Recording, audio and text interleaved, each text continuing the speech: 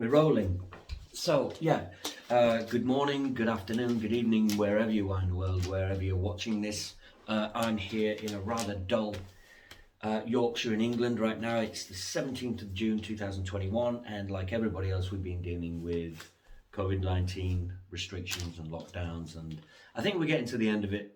Let's hope we are. But during COVID, I was unable to go to work and things like that, like a lot of people. And I watched so many YouTube clips that people were making about absolutely anything. You know, what is your favorite kind of mouse, for instance? And I don't mean computer mouse, I mean actual mouse. This video isn't about that. As you can see here, I've got a pile of vinyl records, and that's what these videos are going to be about. My record collection, and I'm hoping to keep it entertaining, interesting, and hope you like it. So here we go with the album. This is a section that I call Not the Album You Think I'm Gonna Pick. So way back in 1989, I'm a 19-year-old kid, and I'm on my way to Manchester Main Road, which is a football ground of Manchester City, and I'm on my way to watch the mighty Fleetwood Mac.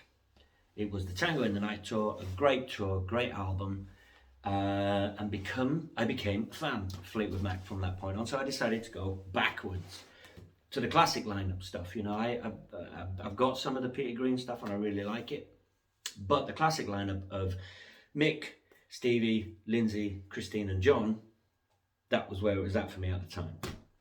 So I bought their 1975 release Fleetwood Mac. Great songs on it, a great debut for a new band, if you know what I mean. They were kind of a new band at this point. They were reinvented. And then obviously came Rumours in 1977.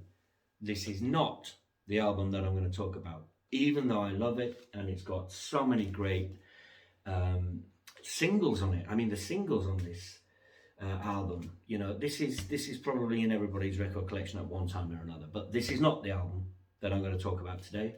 I'm going to talk about Tusk, released in 1979. Now, rumour has it that the Warner Brothers executives were really looking forward to seeing what Fleetwood Mac would do after they released Tusk, because obviously it's a bit of a cash cow, right? The album was huge.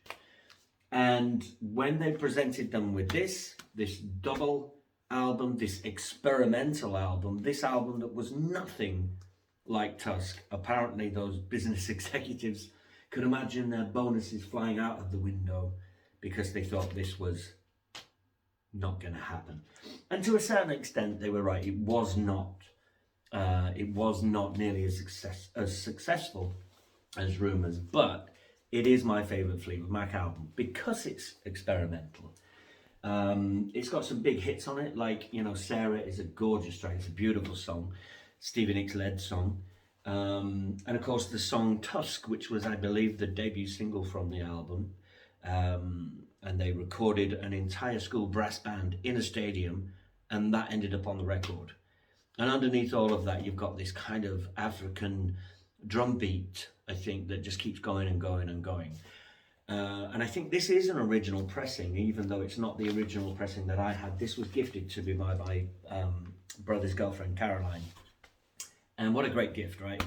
It's, I would suggest, if you've always kind of tried to give this album a bit of a wide berth because, you know, the first track didn't do it for you, a bit like it did with Rumours, I suggest you revisit this album, because although it is experimental, it has some really magic moments on it. And you know what, when you start listening to an album like this, you've got to really invest the time to listen to it. You've really got to, like, you know, don't be reading anything, don't have your phone in front of you, just listen to the album. Nearly swore. I'm going to try not to swear. I do like swearing, but But yeah, check it out. It's a fantastic album. The artwork is so strange, especially when you get into the you know, it's very bizarre, some of the artwork. And One of the things that vinyl always gave us and is re-giving us is a full package. Great artwork, great songs, great production. Something that you don't get if you're streaming, right? So yeah, this is a product, man. This is a product, and it's a great product, and I think you should buy it or listen to it. At least listen to it, give it a go. Yeah, Fleetwood Mac, Tusk, album number 1, done. Album number 2, growing up in the 80s, being a kind of awkward kid really, never really fitting in anywhere, had a good group of friends, but they weren't massive. I was kind of a little bit of an outsider, and I longed for, like a lot of young boys did, for romance, for, you know, excitement. And a lot of the songs that were on the radio were kind of speaking to me, you know, the rock songs. I was already into like rock music. And then this Canadian guy released his 3rd album, Bryan Adams' Reckless. There is not a bad song on this record. And let me just go through some of the songs with you. It kicks off with an incredible song called One Night Love Affair. Again, 15 years old, 14 years old, thinking about, yeah, I don't even know what a love affair is, but it sounds great. She's only happy when she's dancing. Again, it's about energy of youth to me. That's what it's about. Run to You, big hit single, great song, great song. Bitch to Sing, but it's a great song. Heaven, again, he goes from hard rock to a ballad that's going to break your heart, like that. Heaven, great song. Somebody, again, you know, and that closes side A. Side B starts with The Summer of '69. I don't care what you think.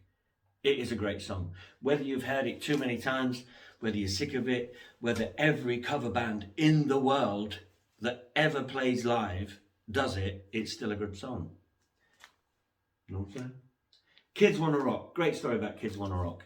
While they were making this album, Jim Vallance and Bryan Adams, Jim Vallance being his producer, go to a club in the mid-80s, and there's all this sort of synth pop going on, which was big in the 80s, you know, Depeche Mode, Berlin, all that.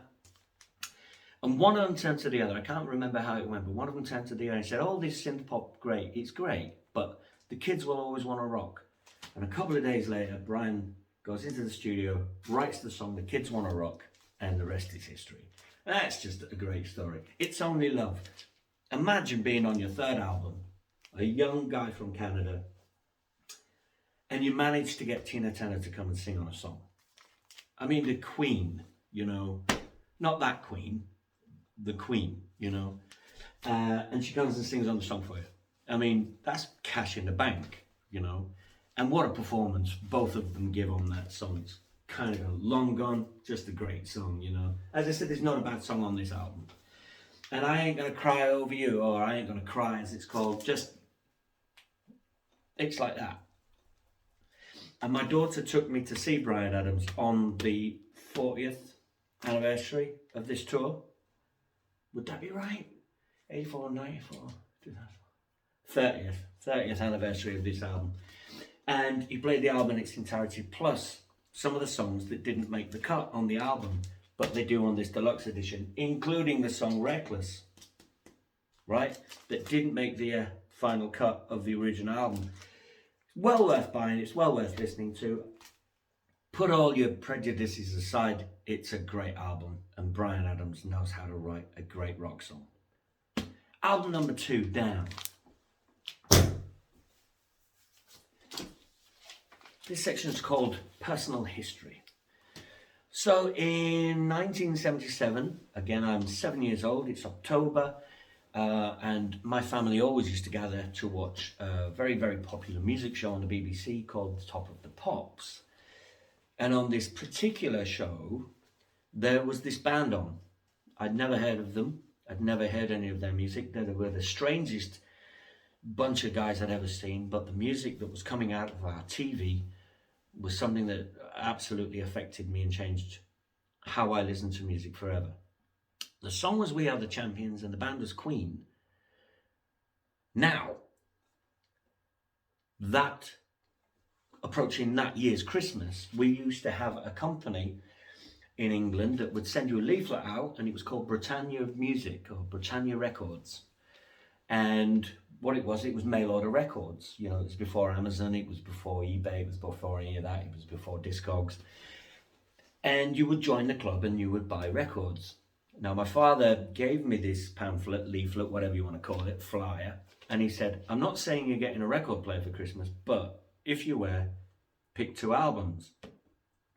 So I found on there, I remembered the band Queen, and the album was Sheer Heart Attack, which is a very, very dear album to me. The other album I picked purely because of the cover, and I thought it looked great. And that is, you thought I was going to pick a Queen album, but Thin Lizzy's Jailbreak.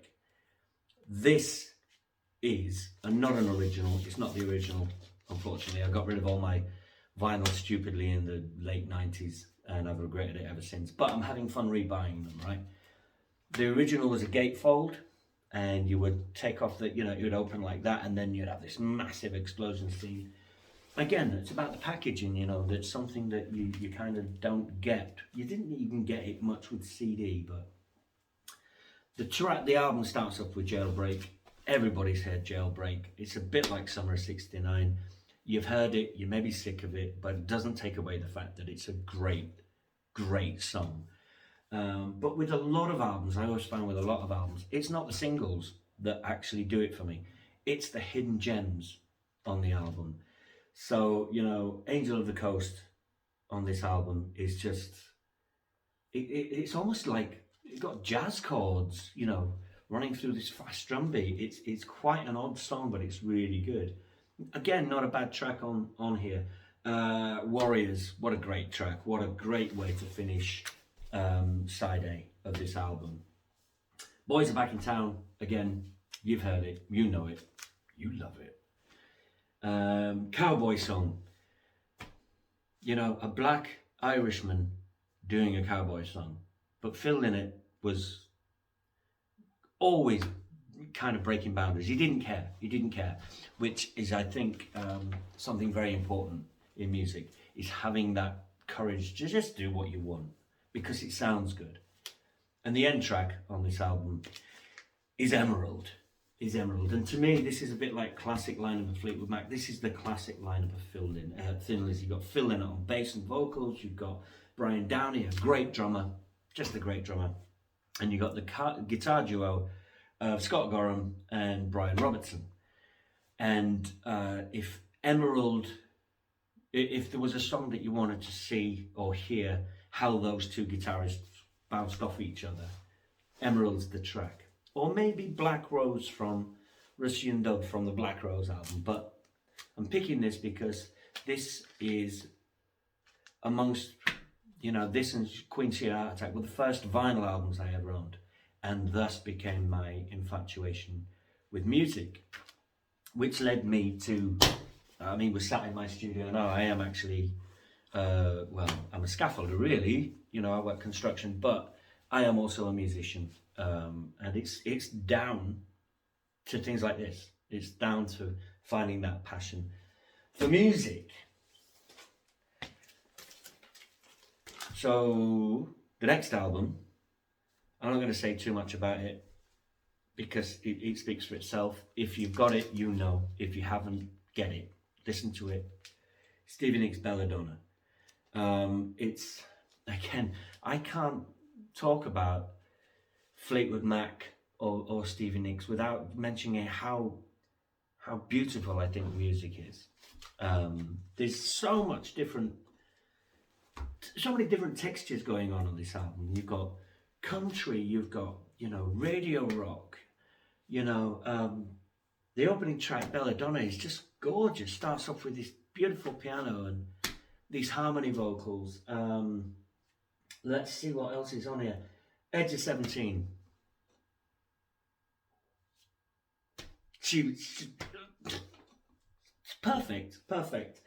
And obviously you have Stop Dragging My Heart Around, which was the duet shared vocal with the very, very sadly missed Tom Petty, a very, very underappreciated musician and writer as far as I'm concerned. I think he does get some plaudits, but he doesn't get the plaudits He deserves. The guy was an absolute beautiful soul. But this album is a beautiful album. I remember first hearing it and thinking, Stevie Nicks is doing a country song. And then you think back and you think, well, yeah, because she's in Fleetwood Mac, and Fleetwood Mac don't really have a genre. They didn't have a genre at that point, you know. They did anything. Tusk is a perfect example of blending genres and doing what you want and having artistic freedom. And this album is just, it's perfect. It's perfect. In fact, when I'm done here, I think I'm going to go down and play this because my turntable's downstairs. The next album, we're nearly there, folks. We're nearly there. I call this albums that you will not have heard of, right? Okay. Excuse me while I just do this, because this is one of those albums that I don't mind actually sharing some of the music with you for, because I don't think it'll get blocked. So I'm just going to give you a little snippet of what this album sounds like.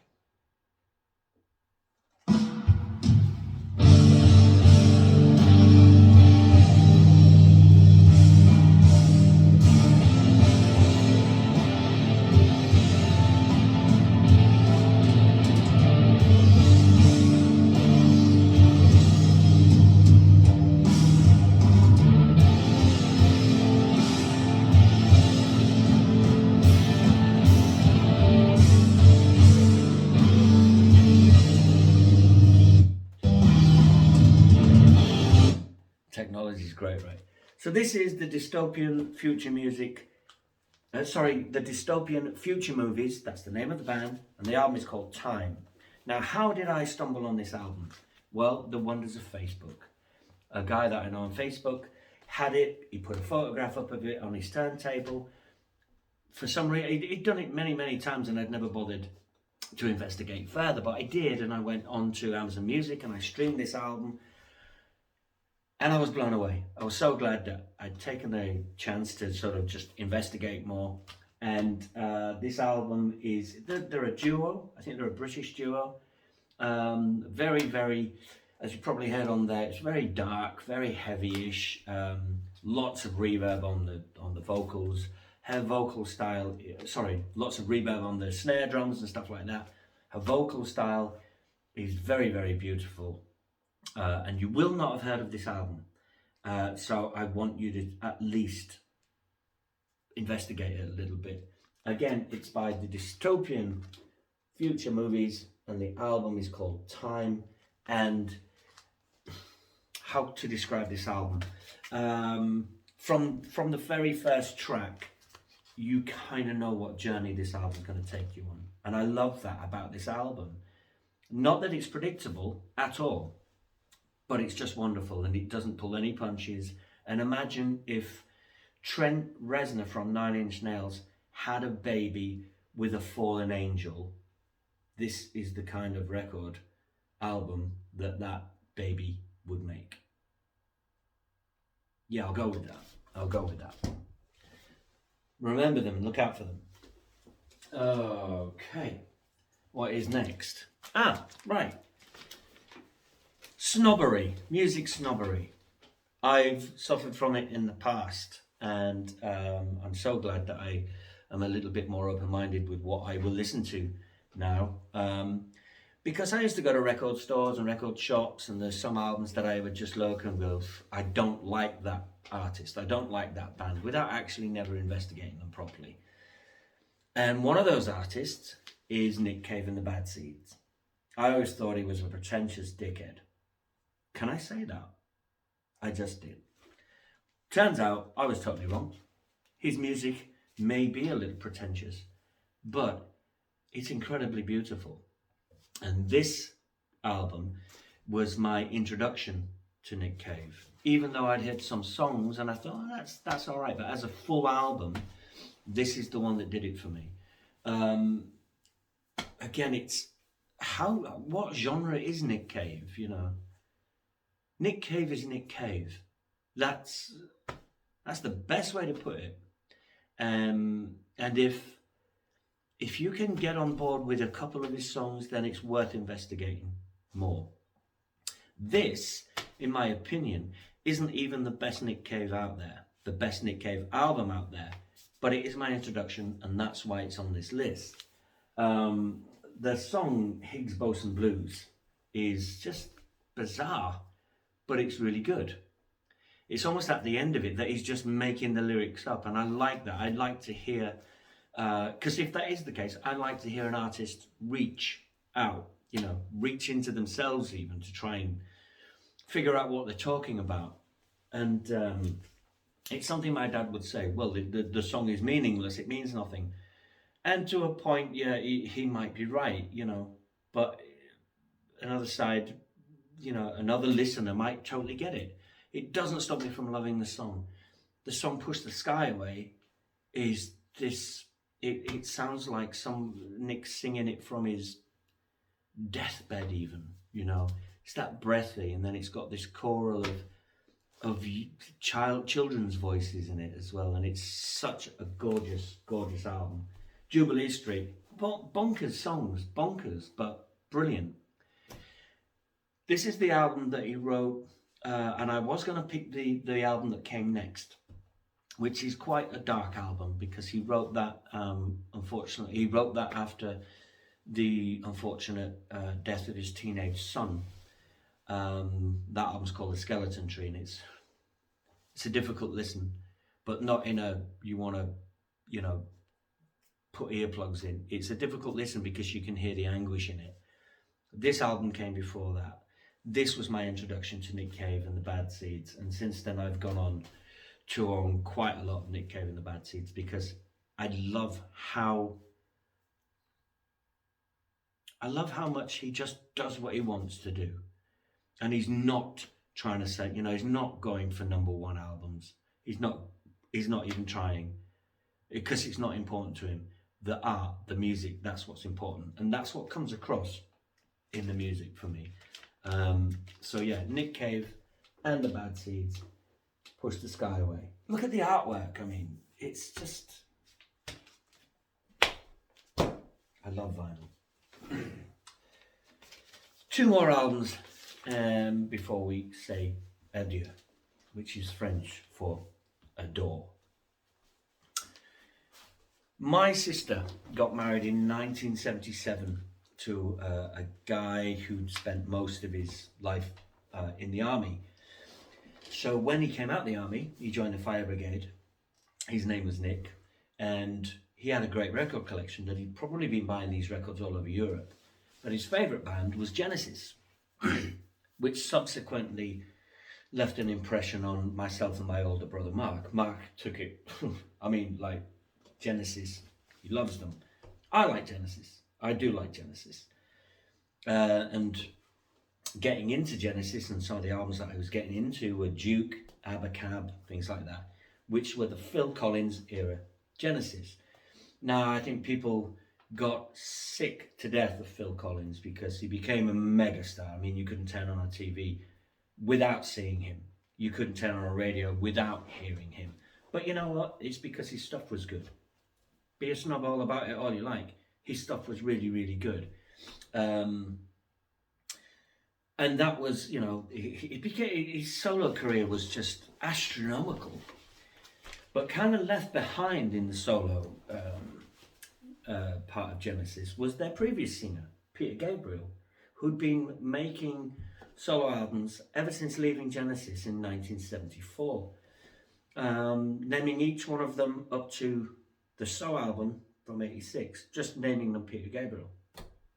In 86 he released the So album, which turned him into a pop star. Obviously it had the massive hit singles Sledgehammer and Don't Give Up, the duet with Kate Bush, and it made him tour. He could tour stadiums at that point. And it's a great album. I love that album. From start to finish, it's just brilliant. Is it my favourite Peter Gabriel album? Well, it isn't. It isn't. This is my favourite Peter Gabriel album. Fondly known as Security or Peter Gabriel 4. But it's just, there's something about Peter Gabriel. And as Genesis fans, I've seen as Genesis fans, you either love Peter Gabriel or you hate his solo stuff. I love it. I think he's always been an incredibly groundbreaking kind of guy. And I think if it wasn't for people like Peter Gabriel, we wouldn't have had the people that I think kind of followed in his footsteps. And I'm talking, you know, maybe to a point of Gary Newman, maybe Trent Reznor. Who's to say? Who's to say? But this album from Peter Gabriel, released in 1982, is my favourite Peter Gabriel album. I remember watching a documentary about the making of this album on a TV show called The South Bank Show.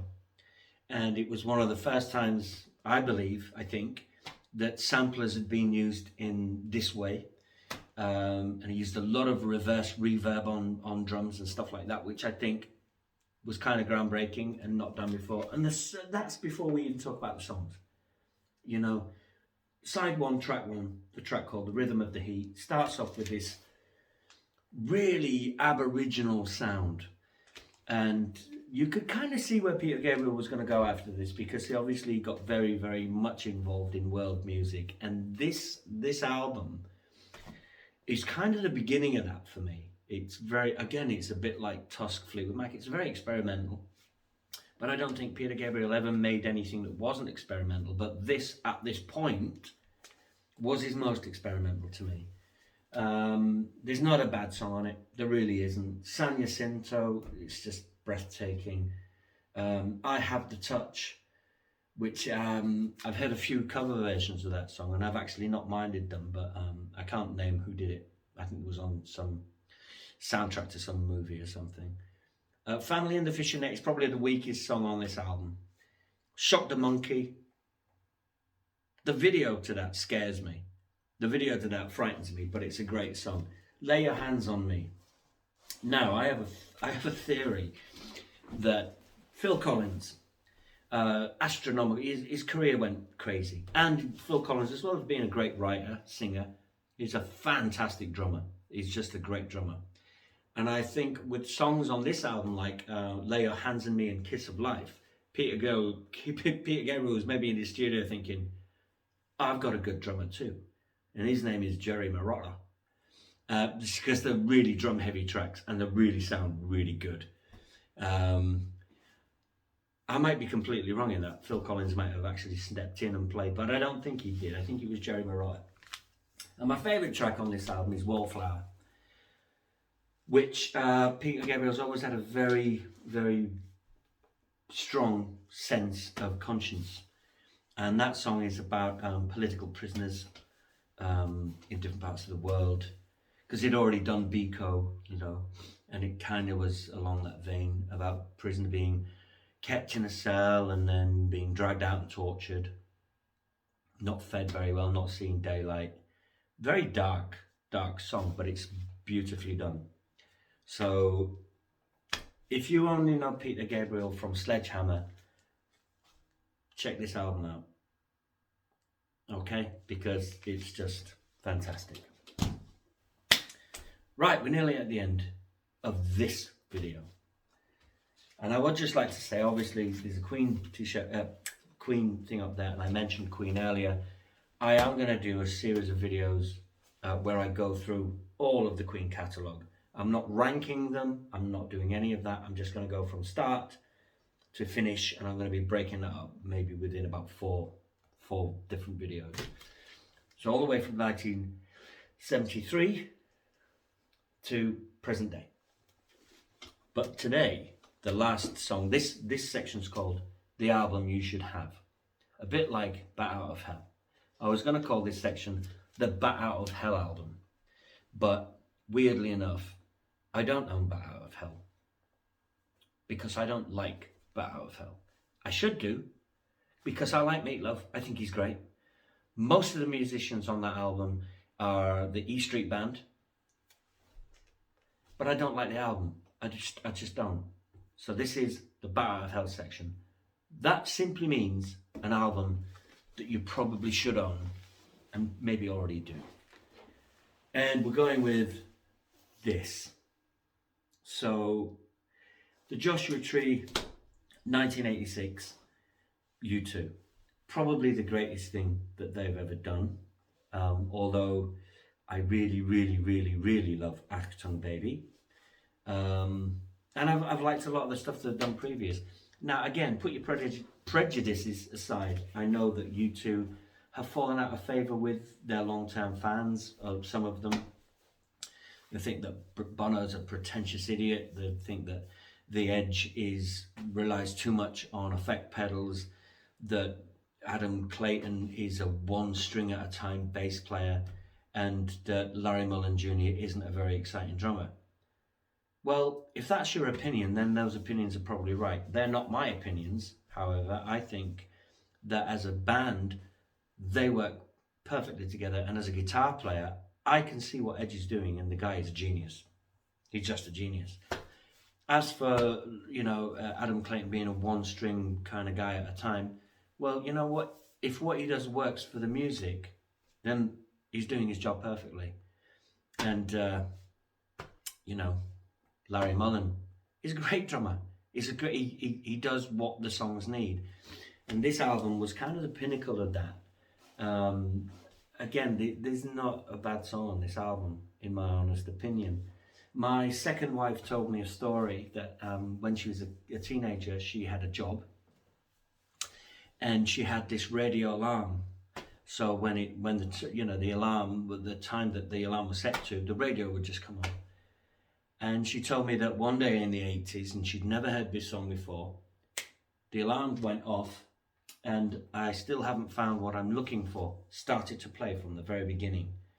And she just sat on her bed, not rushing around trying to get to work. She just sat on her bed and listened to it. And that was her memory of that song. It grabbed her instantly. And that's what great music does, in my opinion. And this album is full of great music. Quite a few hit singles on it. Streets Have No Name, Still Haven't Found What I'm Looking For, With or Without You. But again, like a lot of albums that I love, it's not the singles that do it for me, even though they're great. It's the other tracks. Red Hill Mining Town, for instance, is just a wonderful track. My favourite track on it is Running to Stand Still. It's, I believe, about battling drug addiction, which I don't think anybody in the band was at the time, but I think you can relate, to it. I think you can, as a writer, you can maybe step outside of yourself and become somebody else just for the narrative of a song. I think they work perfectly. Bullet the Blue Sky is just an excellent song. The artwork is fantastic. It's produced, I believe, I'm not reading it, by Brian Eno and Daniel Lanois. I might be wrong there. I might be getting that mixed up with Peter Gabriel's. But I don't think I am. And if you don't own this album, why?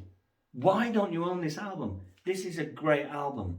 When albums were albums, when we would go out with our hard-earned cash or our pocket money, and we would come back with an album, and we would be sitting on the bus reading everything about it. An album.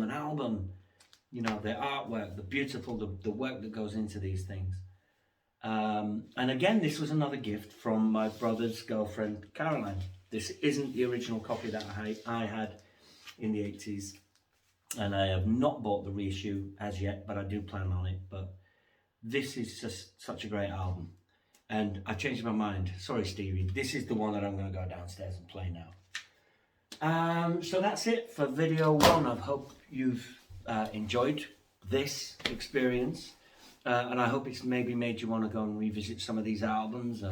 Or maybe thought to yourself, you know what, I think I've got a record player in the loft. I'm going to dust it off and see if it still works. And maybe go out and buy some vinyl, because it's great.